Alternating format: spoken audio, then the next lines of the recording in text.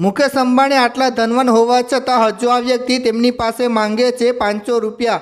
આટલી રકમ માટે અંબાણી પર કર્યો કેસ અને હાઈકોર્ટના પગથિયા ચડાવ્યા। પછી જુઓ શું થયું। ગરીબ માણસની જીત કે પછી અંબાણી પહોંચી વળ્યા।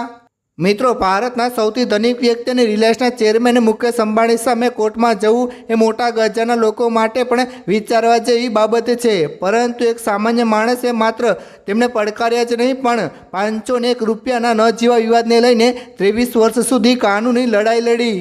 વિવાદનું મૂળ કરલો દુનિયા મુઠ્ઠી મેં। મિત્રો, વાત છે વર્ષ 2003ની। તે સમયે રિલાયન્સ ઇન્ફોકોમે ટેલિકોમ ક્ષેત્રે ક્રાંતિ લાવવા માટે એક અત્યંત લોકપ્રિય સ્કીમ લોન્ચ કરી હતી, કરલો દુનિયા મુઠ્ઠી મેં। આ સ્કીમ હેઠળ માત્ર 501 રૂપિયામાં મોબાઈલ હેન્ડસેટ અને કનેક્શન આપવામાં આવતા હતા। ઓડિશાના રહેવાસી પ્રફુલ કુમાર મિશ્રાએ પણ આ જ આશામાં 501 રૂપિયા આપીને આ કનેક્શન લીધું હતું। જો કે તેમનો અનુભવ જાહેરમાં કરવામાં આવેલા વાદા જેવો રહ્યો નહીં। મિશ્રાનો આરોપ હતો કે તેમને જે મોબાઈલ હેન્ડસેટ આપવામાં આવ્યો હતો તે ખરાબ હતો અને કંપનીની ટેલિકોમ સેવાઓ પણ અસંતોષકારક હતી।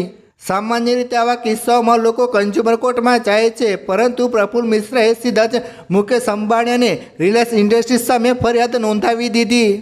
2 દાયકાની કાનૂની સફર। મિત્રો, પ્રફુલ મિશ્રા આ મામલે એટલા મક્કમ હતા કે તેમણે એક પછી એક અનેક ફરિયાદો નોંધાવી। આ કાનૂની ડ્રામાના કેટલાક મુખ્ય વળાંકો આ મુજબ રહ્યા। વર્ષ 2003-2004માં પ્રથમ 2 ફરિયાદો નોંધાઈ, જેને અદાલતે ફગાવી દીધી। 2007માં મામલો સુપ્રીમ કોર્ટ સુધી પહોંચ્યો। સુપ્રીમ કોર્ટે આ અગાઉની ફરિયાદો ફગાવી દેવાના નિર્ણયને યથાવત રાખ્યો। વર્ષ 2016 અદાલતે ફરી એકવાર સ્પષ્ટ કર્યું કે મુકેશ અંબાણીને આ મામલે વ્યક્તિગત રીતે આરોપી બનાવી શકાય નહીં। વર્ષ 2025-2026 મામલો ત્યારે ફરી ચર્ચામાં આવ્યો, જ્યારે નીચલી અદાલતે જાન્યુઆરી 2026માં ફરીથી સમન્સ જારી કર્યું, જેની સામે રિલાયન્સ અને મુકેશ અંબાણીએ ઓડિશા હાઈકોર્ટના દરવાજા ખખડાવ્યા।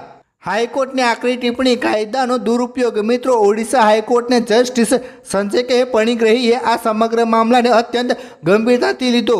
તેમણે માત્ર ફરિયાદ કરનારે ફટકાર જ ન લગાવી, પરંતુ નીચલી અદાલતોની કાર્યશૈલી પર પણ સવાલો ઉઠાવ્યા। હોદ્દાના આધારે ગુનાહિત જવાબદાર નહીં। અદાલતે સ્પષ્ટ કર્યું કે કોઈ વ્યક્તિ મોટી કંપનીના ચેરમેન છે, એટલા માટે તેમને કંપનીના દરેક નાના મોટા વિવાદ કે ખરાબ સર્વિસ માટે સીધી રીતે ગુનાહિત જવાબદાર ઠેરવી શકાય નહીં। જ્યાં સુધી મુકેશ અંબાણીના કેસ સાથે સીધો સંબંધ સાબિત ન થાય ત્યાં સુધી તેમને આરોપી બનાવી શકાય નહીં। કાનૂની પ્રક્રિયાની મજાક। જજ સાહેબે કહ્યું કે 501 રૂપિયાના વિવાદને 20 વર્ષની વધુ સમય સુધી ખેંચવું અને વારંવાર એ જ ફરિયાદ કરવી એ કાયદેકીય પ્રક્રિયાનો દુરુપયોગ છે। નીચલી અદાલતોની શિખામણ। હાઈકોર્ટે તે મેજિસ્ટ્રેટ કોર્ટની પણ ટીકા કરી, જેને અગાઉના ચુકાદાઓ જોયા વિના જાન્યુઆરી 2024માં ફરીથી સમન્સ જારી કરી દીધું। ફરિયાદ કરનાર પર લાગ્યો દંડ। મિત્રો, આ કેસનો અંત રિલાયન્સની જીત અને ફરિયાદ કરનાર પર દંડ સાથે થયો છે।